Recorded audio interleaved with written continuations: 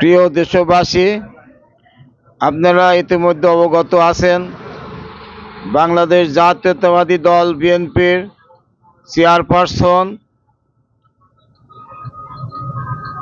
স্বৈরাচার বিরোধী গণ আন্দোলনের প্রধান রূপকার শহীদ প্রেসিডেন্ট জিয়াউর রহমানের স্বাধীনতার ঘোষক শহীদ প্রেসিডেন্ট জিয়াউর রহমানের সহধর্মিণী তারুণ্যের অহংকার জননেতা তারেক রহমানের মাতা, সারা বাংলাদেশের জনগণের মাতা দেশনেত্রী বেগম খালেদা জিয়া গুরুতর অসুস্থ হয়ে স্বনামধন্য হসপিটাল এভার কেয়ার হসপিটালে উনি চিকিৎসাধীন আছেন। আপনারা দেশবাসী ওনার রোগ মুক্তি কামনার লক্ষ্যে মহান আল্লাহ তাআলার কাছে প্রার্থনা করার জন্য উনি যেন সুস্থ হয়ে পুনরায় বাংলাদেশের জনগণের প্রধানমন্ত্রী হিসাবে সেবা করতে পারে,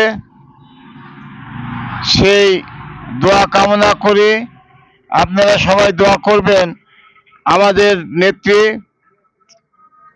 আমাদের মাতা বেগম খালেদা জিয়া যেন পুনরায় বাংলাদেশের প্রধানমন্ত্রী হয়ে সামনের দিনে বাংলাদেশের জনগণের সেবা করতে পারে, এই আবেদন রেখে আমার কথা শেষ করছি। আসসালামু আলাইকুম। বিসমিল্লাহির রহমানির রহিম। প্রিয় দেশবাসী, আসসালামু আলাইকুম। আমাদের নেত্রী, আমাদের মা, তিনবারের প্রধানমন্ত্রী, বীর মুক্তিযোদ্ধা শহীদ প্রেসিডেন্ট জিয়াউর রহমানের সহধর্মিণী, আপসহীন নেত্রী,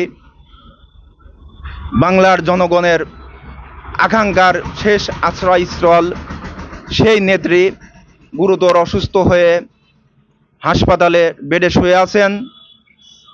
দেশবাসীর কাছে আমাদের আকুল আবেদন, সবাই 5 ওয়াক্ত নামাজের সময় আমাদের নেত্রী, আমাদের মা জন্য দোয়া করবেন।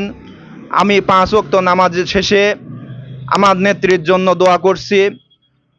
আমরা হাবিব ভাইয়ের পক্ষ থেকে আপনাদের কাছে আকুল আবেদন, সবাই আমাদের নেত্রীর জন্য দোয়া করবেন।